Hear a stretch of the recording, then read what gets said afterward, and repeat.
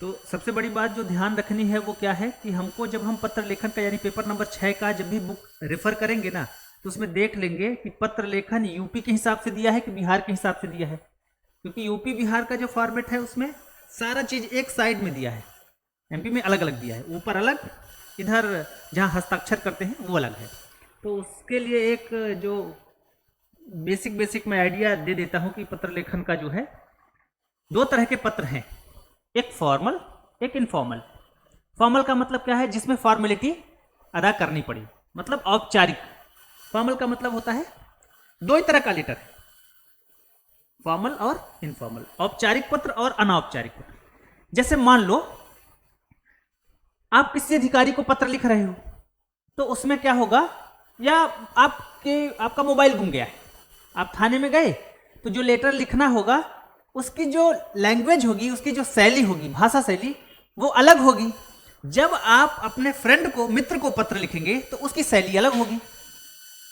होगी कि नहीं होगी? एकदम प्रैक्टिकल समझते हैं तो ऐसा बोलते ना, आपको थाना प्रभारी में लिखना पड़ेगा, प्रति थाना प्रभारी महोदय, थाना ये बाग मुगलिया थाना, विषय मोबाइल गुम होने की सूचना बाबत, फिर सविनय निवेदन है कि प्रार्थी का मोबाइल यहाँ से यहाँ दरम्यान गुम हो गया था, इस वजह से शिकायत करने आए हैं हम, अपना हस्ताक्षर करोगे नीचे।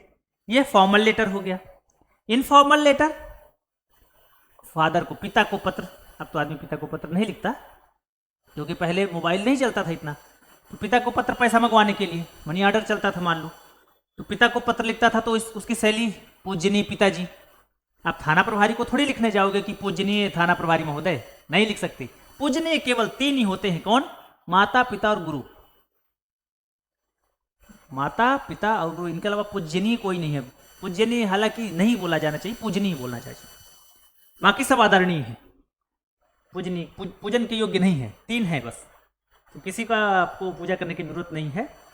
तो जब हम पिताजी को अपने पत्र लिख रहे थे, शैली अलग थी, लैंग्वेज लिखने का तरीका, मतलब ऐसा समझो, जब हम थाना प्रभारी को लेटर लिखे तो अलग तरीका था, और जब हम अपने मित्र को पत्र लिखे, साला तुझको 2 बार पत्र लिखा मैंने शादी में इनवाइट करने के लिए, तू आया नहीं, ध्यान रखूंगा मैं इस बात को, तेरी भी शादी होगी ना तब भी मैं मदद नहीं करूंगा, ध्यान रखना तू इस बात को। इसकी लैंग्वेज अलग है ना, अलग। तो शैली डिसाइड होती है अनौपचारिक पत्र में, शैली डिसाइड होती है कि आपका उससे संबंध कैसा है, आपका उससे रिलेशन कैसा है। भाई पिताजी हैं तो उनसे अलग रिलेशन है, तो अलग शैली में लिखोगे आप करके। दोस्त है तो अलग शैली में तुम करके लिखोगे। बहुत अच्छा दोस्त है, तू पे भी आ सकते हो। तो इस पे जो है शैली का ध्यान, औपचारिकताएं निभाने की जरूरत इसमें नहीं है, इसलिए इसका नाम है अनौपचारिक पत्र। लेकिन इसमें औपचारिकता निभाने की जरूरत है, इसमें आपको आप ही लिखना पड़ेगा, थाना प्रभारी महोदय ही लिखना पड़ेगा, है ना। तो इसलिए इसका नाम औपचारिक पत्र है। आमतौर पर जो हमारे सिलेबस में है वो यही है, फॉर्मल लेटर, जिनसे हमारे संबंध बहुत घनिष्ठ होते हैं, निकट होते हैं, और उनका संबंध, उनका जो शैली होता है वो उनके संबंध के आधार पर डिसाइड होता है, उसके संबंध के आधार पर होते हैं। ऐसे पत्र अनौपचारिक पत्र कहलाते हैं। लेकिन जिसमें फॉर्मेलिटी, नाम लिखा है ना, फॉर्मेलिटी जिसमें लगानी हो, ऐसे लेटर फॉर्मल लेटर कहलाएंगे। तो कौन कौन से हैं एक बार नजर डाल लेते हैं जल्दी जल्दी। इतने लेटर जो है हमारे सिलेबस में हैं, इतने पत्र हैं। हर पत्र की खास बात यह है कि उसकी लगभग रूपरेखा एक समान ही होती है, एक ही जैसी होती है। तो एक पत्र को हम पहले समझ लें कि मध्य प्रदेश में कैसा पत्र प्रचलन में है, तो उसको देखने के लिए ड्राफ्टिंग वगैरह जो है, आपका सिलेबस जो है आज जो पढ़ाना है उसको समझ लेते हैं। पहले पत्र के अंग समझ लेते हैं। एक सरकारी पत्र उठा लेता हूं मैं ताकि आपको समझ में आ जाए।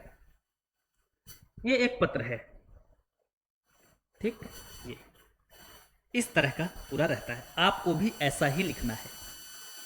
इसके लिए एक चीट कोड मैं बता देता हूं, पहले ही समझ लेना। 2 हाशिए आपको बहुत अच्छे से समझना है इसमें।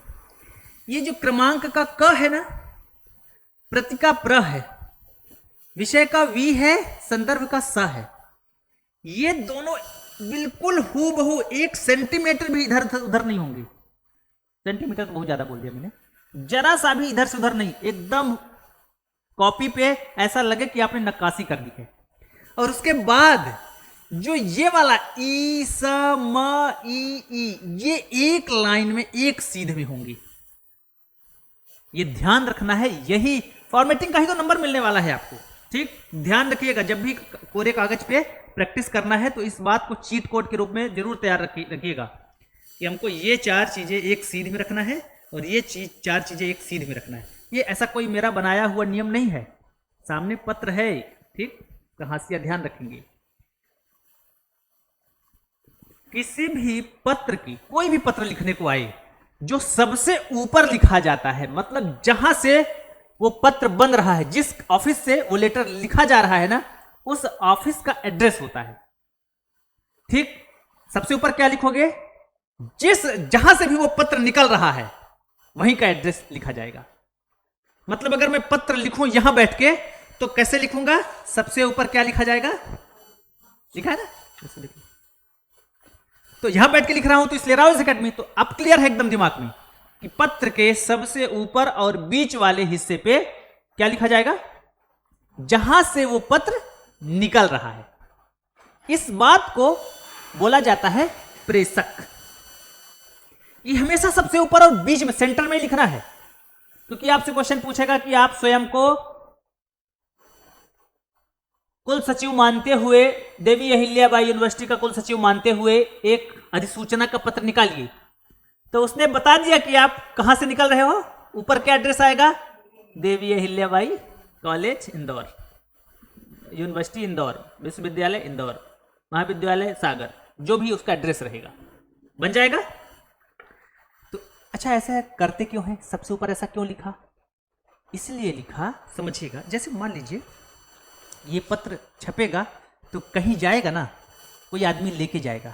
समझिए ये पत्र है, मैं लेके किसी के पास गया तो पत्र जैसे खोलेगा तो समझ में उसको आ जाएगा कि ये पत्र कहां से आया है। तो रजिस्टर में एंट्री करता है तो उसको बहुत पढ़ना नहीं पड़ेगा अंदर का, वो सीधे एंट्री कर देगा। और वो मान लीजिए ऐसा उसने कैटेगरी बना रखा है कि वल्लभ भवन से पत्र आएंगे तो इसमें लिखा रहेगा, मुख्यमंत्री कार्यालय से पत्र आएंगे तो इस रजिस्टर में लिखा जाएगा, अन्य पत्र आएंगे तो तीसरे रजिस्टर में लिखा जाएगा। तो जैसे ही देखा कि ये रावल्स एकेडमी से आया है तो ये जो है इसकी तीसरी कैटेगरी जो होगी उनकी, उसमें उठा के चुपचाप रजिस्टर उठाएगा और एंट्री कर देगा। क्लियर है ना? क्योंकि उसको एंट्री करनी है तो बहुत पढ़ना ना पड़े। अब दूसरी बात, ये नीचे, ये आपको चूंकि पत्र लिखते समय ध्यान रखना है कि ये काल्पनिक रखना है। आप चाहे तो इसको याद कर सकते हैं, क्रमांक लिखना है, डैश लिखना है, ई लिखना है, 576 लिखना, ऑब्लिक 1 लिखना, एम लिखना, जेड लिखना, जो भी आपके मन ऐसा ऑब्लिक कर करके लिख देना। इसको खाली नहीं छोड़ना है। आप डॉट डॉट करके ऐसा बोलना चाह रहे हैं तो डॉट डॉट करके कर सकते हैं, पर वो सुंदर लगेगा ऐसा, क्योंकि ये काल्पनिक है। वो तो आपके ऊपर है, चाहे तो डॉट डॉट, लेकिन सुंदर दिखे इसलिए कुछ लिख दीजिए। काल्पनिक है वो तो उनको भी पता है। अब क्या है, ये है क्या चीज, ये क्या चीज थी, क्यों लिखा है ये वहीं पर, तो इसको समझिएगा। भाई पत्र के एकदम ऊपर लिखा हुआ है, कुछ तो जरूर बड़ी बात होगी। मान लीजिए एक आदेश निकाला गया है कि अब महिलाओं को जो है 14 दिन, मान लीजिए अब 16 दिन आकस्मिक अवकाश मिलता था, तो अब 1 हफ्ता और बढ़ा के अब वो 23 दिवस आकस्मिक अवकाश महिलाओं को मिलेगा। ठीक, ऐसा लेटर बनाना था और सबको बांटना था। तो हुआ क्या, जब वो लेटर बन रहा था ना, टाइप करते करते 23 की जगह 230 हो गया, एक बिंदी आ गई आगे। क्या हुआ, एक बिंदी आ गई आगे। अब वो लेटर पहुंच गया मान लीजिए पुलिस मुख्यालय में समझने के लिए। तो जैसे ही आदमी देखा, अब वो तो देके चला गया ना, लिफाफा तो बाद में खुलेगा। लिफाफा खुला तो देखा कि यार ये तो गड़बड़ हो गया। तो उसको जो है अब इस लेटर को वापस करना है, तो कहां से वापस करे, कहां ढूंढेगा, किसको ढूंढेगा? जो देके आया है वो तो गया। तो मान लीजिए समझने के लिए, वल्लभ भवन में तो 300-400 कमरे हैं, मान लीजिए वल्लभ भवन से आया है, ऊपर लिखा है वल्लभ भवन, तो उसमें तो मान लीजिए 300-400 कमरे हैं, कहां ढूंढेगा? तो ये जिस शाखा से लेटर बना है ना, जिस कंप्यूटर से पत्र बना है, डायरेक्ट वहां का एड्रेस है, ताकि तुरंत कार्यवाही हो जाए कि भैया इसमें 23-230 लिख के आ गया है गलती से, तो आप इसको सही सुधार के भेज दीजिए, ताकि तुम उसके पास पहुंच जाओ। तो ये सटीक लोकेशन है उसकी। इस वजह से मतलब अब कई बार ऐसा होता है कि ये पत्र आ गया, 4 दिन बाद आपको जवाब देना है। अब रोज रोज 10 पत्र आते हैं, तो जब आप जवाब लिखोगे तो रेफरेंस दोगे ना कि आपका ये वाले पत्र का आंसर है, ये आपका ये वाला जो पत्र आया है ना, इसका आंसर है, तो वही संदर्भ में डाल देते हैं। जैसे इसने आंसर लिखा है कि आपका एक पत्र आया था 20 तारीख को, उसका पत्रांक ये था, उसका आंसर है, तो संदर्भ डाल देते हैं यहां पर। जैसे आप लोग क्या करते हो, व्हाट्सएप पे टैग करते हो ना, 4-5 क्वेरी कर देते हो, उसने मान लीजिए 4 क्वेश्चन पूछे, उसने 3 क्वेश्चन के आंसर दे दिए, एक का नहीं दिया, फिर आप उसको टैग करते हो कि इसका, तो वैसे ही इसका भी है, संदर्भ वही है कि अगर कोई पुराना पत्र आपने भेजा है और उसने एक जानकारी नहीं भेजी, तो आप इस पत्र को लिखते हो कि ये वाला जो पत्र है इसकी जानकारी के संबंध में, तो संदर्भ यहां लिख देते हैं। ये बात एकदम क्लियर हो गई। स्पेस करके दिनांक जहां से छप रहा है, जिस स्थान से, स्थान का नाम और दिनांक का नाम दूसरे हाशिए से लिख देना है, बच जाएगा। तीसरा हिस्सा प्रेषिति कहलाता है। पत्रांक में हमने देखा है कि पत्र के कितने अंग में, प्रेषक देख लिया सबसे ऊपर बीच में, दूसरा पत्रांक देख लिया, पत्र का अंक जो था वो देख लिया, तीसरा प्रेषिति, तीसरा शीर्ष उसका।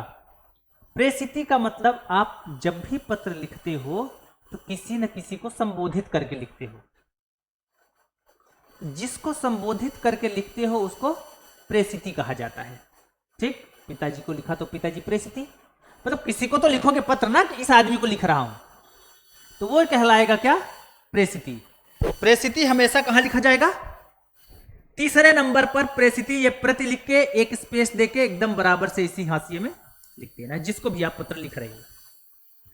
संदर्भ मैंने आपसे बता दिया है, संदर्भ तभी होगा जब कभी आपने कोई पत्र पहले भेज दिया, उसका आंसर 2-3 दिन हो गया नहीं आया, तो कई बार रिमाइंडर आदमी देता है, या कई बार ऐसा होता है कि 10-12 पत्र भेजे गए, तो आप जब आंसर दे रहे हो तो उसको बताना पड़ता है कि इस वाले का आंसर है ये, इस वाले का आंसर ये है। ठीक बात ना भाई? समझिए, आपने 4 क्वेश्चन किए कि तुम्हारा नाम क्या है, तुम कहाँ रहते हो, किस क्लास में पढ़ते हो, तुम्हारा पता क्या है। तो जब आप आंसर दोगे तो टैग कर करके दोगे कि इसका आंसर ये, दूसरे वाले का आंसर ये है ना, तो आदमी टैग करता है। तो ऐसे ही संदर्भ है। तो मेन आप हाशिया ध्यान रखना, ये हाशिया यहां से यहां और ये वाला इधर होता है।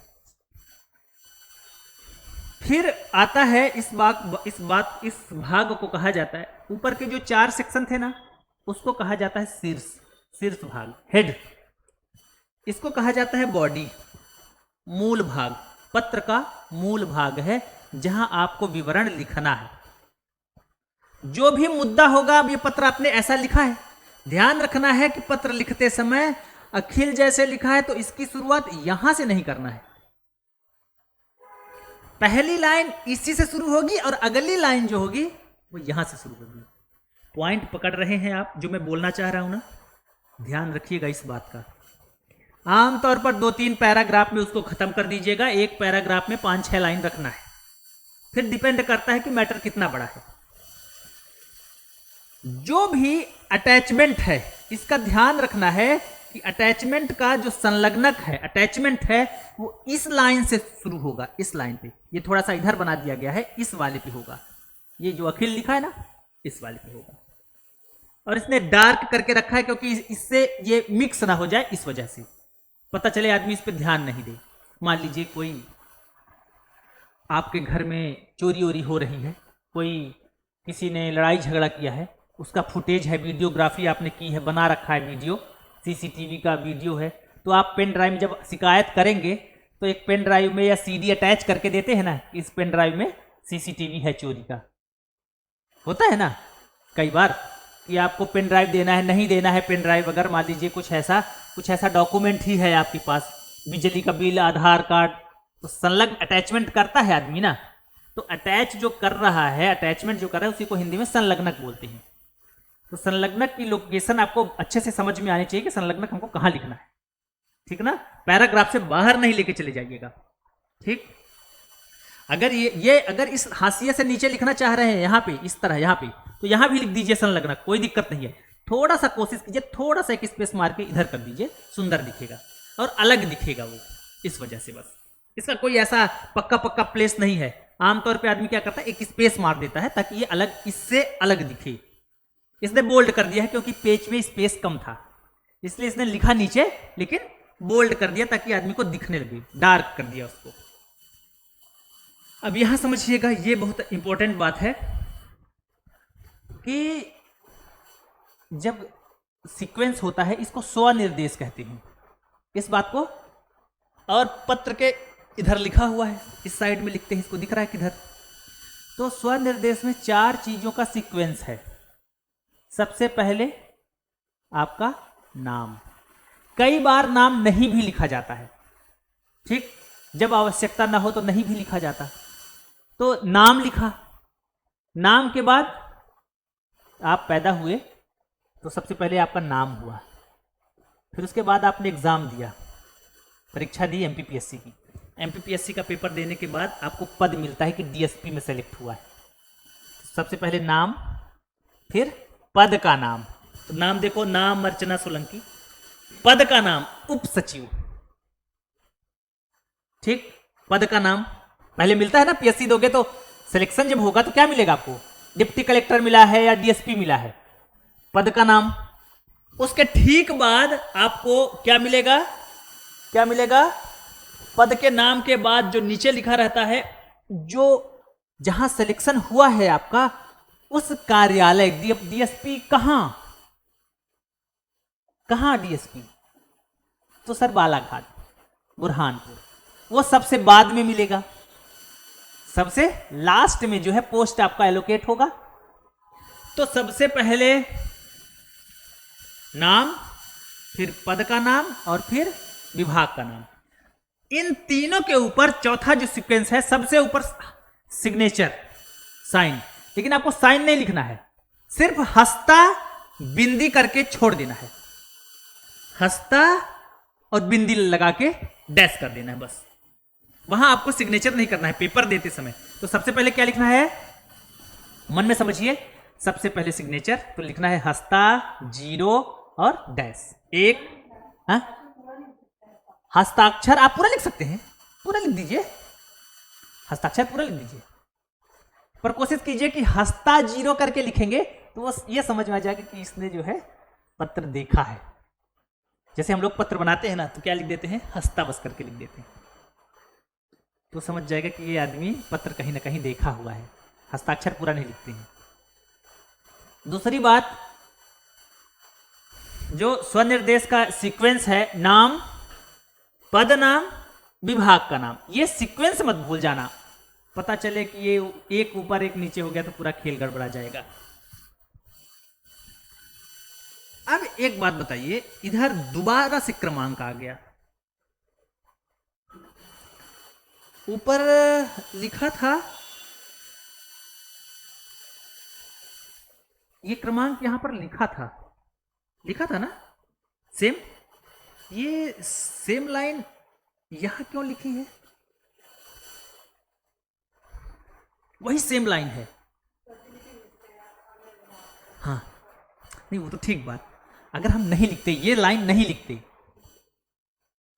वो लाइन मैं नहीं लिखता, फिर क्या होता भाई, प्रतिलिपि बस लिख के, प्रतिलिपि लिखता मैं और इनको भेजता, ये मतलब लिखता पूरा, सिर्फ ये लाइन बस मैं मिटा दूं तो उससे दिक्कत क्या होने वाली है, क्या नया हो गया, आखिर क्या बड़ी बात हो गई। बात समझ पा रहे हैं क्या भाई, नहीं लिखो उस लाइन की, आखिर क्या महत्व है इसका। होता क्या है देखिए, जैसे एक पत्र बना, पत्र में, अच्छा यहां भी साइन, यहां भी साइन, यहां ना करके यहीं कर देते एक। बात समझ रहे हैं? यहां भी किया है, यहां भी किया है, इसका क्या मतलब है? क्या होता है, आदमी अब जल्दी जल्दी में ऐसा करने लगा है, पर ऐसा करना नहीं चाहिए। ये अब जैसे मान लीजिए यहां पे एक अधिकारी ये है, समझने के लिए, एक अधिकारी ये है, दो लोग हो गए, तो इस पत्र के 3 फोटोकॉपी होंगे, 3 प्रिंट आउट निकलेंगे, ठीक। एक लिफाफा बंद होगा, एक लिफाफा बंद होगा इनके नाम का, जो इनको जाएगा उस पर यहां सिग्नेचर होंगी, ठीक, जो उनको गया है। फिर ये दूसरा जो प्रिंट आउट निकाला है उस पे वो इनको जाएगा, लिफाफा बंद होगा और उस लिफाफे के ऊपर इनका एड्रेस लिखा जाएगा, और यहां साइन नहीं होगा, यहां साइन, यहां खाली रहेगा, यहां साइन होगा, सिर्फ यहां बस होगा। उस वाले में सिर्फ यहां बस हुआ, इस वाले में सिर्फ यहां होगा। तीसरा प्रिंट आउट जो होगा वो ऑफिस के लिए होगा, और उसमें इसमें और इसमें दोनों जगह साइन होंगे, ऑफिस कॉपी होगी। कल को अगर कोई बोले कि तुमने पत्र भेजा था, तो उसका एक सबूत रहेगा कि हाँ देखो मैंने दोनों ही पत्र भेजे हैं, दोनों जगह साइन है इस पे। और ये बकायदा जो उनको लेटर गया, किनको, इनको लेटर गया है, इनको लेटर गया है, तो बकायदा इसका रेफरेंस ये रहेगा, उसमें लिखा जाएगा कि ये वाला पत्र जो है इनको भेजा गया। और जो दूसरा वाला लेटर रहेगा उसमें भी बराबर से ये पत्र चढ़ेगा रजिस्टर में, पॉइंट नंबर 1 और पॉइंट नंबर 2 से चढ़ेगा ये, मतलब 2 पत्र चढ़ेंगे कि देखो दोनों पत्र भेजे गए हैं। इसलिए इसको जो है क्रमांक डाल देते हैं। ये अलग से पत्र ही, अलग से पत्र समझा जाना चाहिए इसको, और दोनों को बराबर तवज्जो मिले, और दोनों पत्र अलग अलग लिफाफे में बंद होकर भी जाएंगे। इंडोर्समेंट अलग चीज है, पृष्ठांकन जो है वो अलग चीज है। इसको भी थोड़ा कहीं कहीं पे यहां पे पृष्ठांकन क्रमांक लिखा रहता है, उसको अच्छे से समझिएगा, उसको मैं समझा देता हूं एक बार से।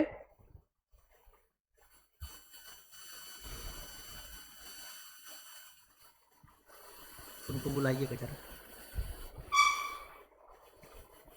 तो ये बात समझ में आ गई है पत्र का, कि पत्र में कौन कौन से हिस्से हमने समझा है। पत्र के सारे हिस्से के नाम समझ लेते हैं। सबसे ऊपर क्या लिखेंगे, प्रेषक, दूसरा वो 3 पेज वाला, उसको क्लियर कर लेते हैं फिर समझते हैं।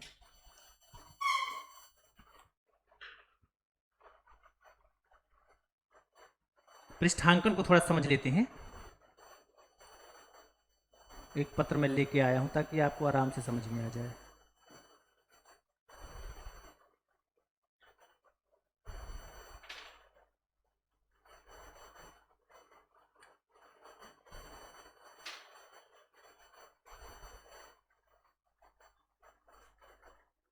थोड़ा सीक्वेंस गड़बड़ा गया है। अच्छा, मान लीजिए कि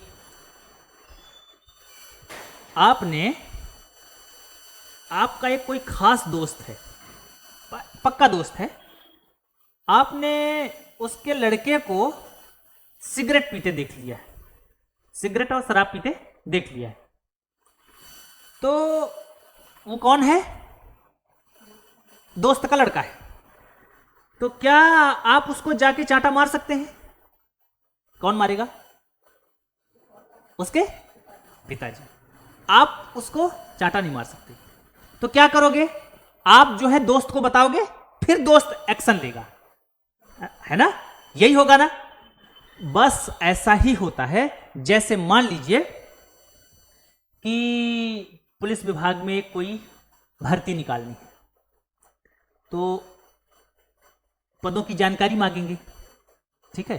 तो मुख्यमंत्री जी ने अपने डीजी साहब को ऐसा बोला कि भाई भर्ती निकालनी है, तुम बता दो कितने पद हैं। तो सीएम साहब ने या उनके कार्यालय से, वल्लभ भवन से एक पत्र आएगा, किसके लिए, डीजी के लिए, डीजी साहब के लिए। पत्र आएगा कि भाई हमको उनने रिक्त पदों की जानकारी मांगी है। किसने? वल्लभ भवन ने। तो आप क्या करोगे जब पत्र लिखोगे? अब आप मैं डीजी साहब हूं, आप क्या करोगे? हर जिले में पत्र लिखोगे ना कि तुम्हारे जिले में कितने खाली हैं पद, बताओ, उसकी जानकारी दो। तो जब आप वो पत्र लिखोगे तो क्या लिखोगे? वल्लभ भवन से एक पत्र आया है जिसमें रिक्त पदों की जानकारी मांगी गई है।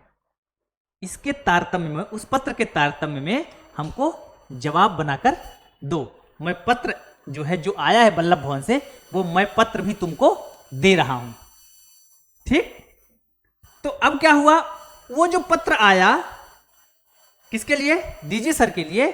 डीजी सर ने फिर अलग से पत्र दिया, एक पत्र उनको आया, भाई वही जारी कर सकते थे, पर ऐसा नहीं होता। भैया आपने बोला है ना कि दोस्त उस लड़के को चांटा नहीं मार सकता था। भाई हम किसकी बात मानेंगे? जो हमारा मुखिया है, ठीक है ना, हमारा मुखिया, वो डिसाइड किया है गवर्नमेंट ने कि तुम्हारा मुखिया डीजी साहब ही। तो कहने का यही बस एक मतलब है कि इंडोर्समेंट तब किया जाता है, जैसे मान लो क्या हुआ, एक कहानी समझते हैं। एक लेटर लिखा गया, ये कहां से लिखा गया समझ गए? ये पत्रांक समझ में आपको आ गया? ये दो लोगों को प्रेषित, दो लोग हैं। इनका मैटर ये है कि देखो, जो जघन्य और सनसनीखेज अपराध होते हैं ना, तो ऐसे में जो आदमी, कोर्ट जिसको सजा से मुक्त कर देती है, तो ये गलत बात है थोड़ा, है कि नहीं? कोई किसी ने हंसिया से काट दिया सर 4-5 लोगों का और लूटपाट करके चला गया, तो जो घटना है बहुत बड़ी है ना, या कोई बलात्कार की घटना आ गई तो घटना बहुत बड़ी थी, और ऐसे में अगर कोई दोषी बच जाए तो और गलत बात है ना, कि साक्ष्य नहीं थे इसलिए बच गया। एक समझने के लिए बात कह रहा हूं बस। तो ऐसे में मान लीजिए मेरी अलग रूपरेखा थी, तो एक पत्र लिखा गया कि भाई जो ऐसा है तो ऐसा कर बच जाते हैं आमतौर पर, तो ऐसा ना हो तो थोड़ा आप लोग बैठ के इस चीज को देखिए कि क्या करना चाहिए, एक कोई नियम बनाइए अच्छा सा। तो इनने ऐसा पत्र बनाया एक,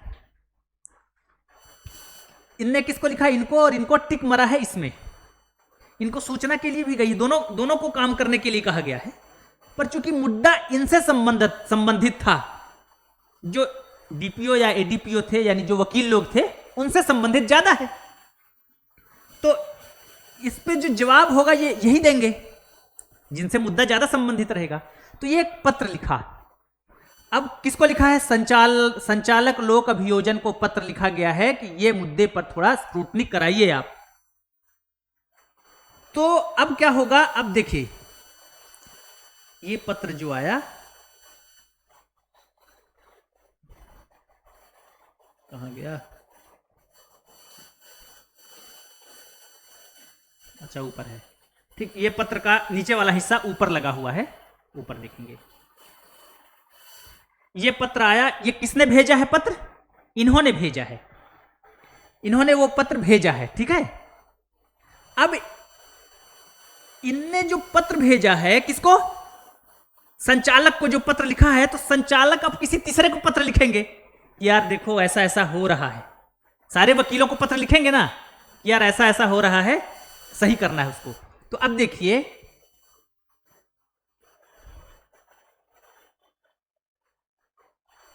इन्हीं को पत्र गया था ना, इन्हीं को पत्र गया था। अब ये चिट्ठी लिख रहे हैं, और चिट्ठी लिख रहे हैं क्या? ये पृष्ठांकन क्रमांक लिख रहे हैं। यहां क्रमांक नहीं लिखा है, इंडोर्समेंट नंबर लिखा है, और लिख रहे हैं क्या कि मध्य प्रदेश शासन गृह विभाग का जो पत्र था 12/7/2014 का, ये वाला जो पत्र था, इसके संबंध में। तो इसका मतलब अब इसमें तो कुछ बीच में है ही नहीं है, सीधे कितना छोटा सा पत्र है, देखिए ना, सीधे प्रतिलिपि लिख दिए वो। सर वो कहां गए? जो बात लिखनी थी बड़ा सा कि ये ऐसा ऐसा हुआ है, ये तो वो कहां गया? तो उसको क्या किया, ये छोटे से में उनका पत्र डाल दिया। उनका पत्र देखिए, ये क्या 12/7/2014 वाला पत्र जो है इनने अटैच किया है।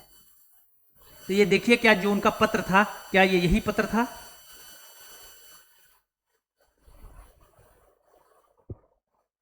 यही वाला पत्र था। तो अब पूरी बात, इस पत्र की पूरी बात न लिख के सिर्फ ये पत्र का रेफरेंस बस दे दिया कि इस पत्र के संबंध में, और फिर अलग से उनने अपने अंडर में जो जो काम कर रहे हैं उनको वो पत्र भेज दिया है। क्या पृष्ठांकन समझ में आ गया क्या आपको? आप मैं क्या कहना चाह रहा हूं, मतलब उनने जो पत्र लिखा है ना हमको, हूबहू वही पत्र पिन से स्टिपलर कर दिए और हम किसी तीसरे को भेज दिए। ये होता है पृष्ठांकन।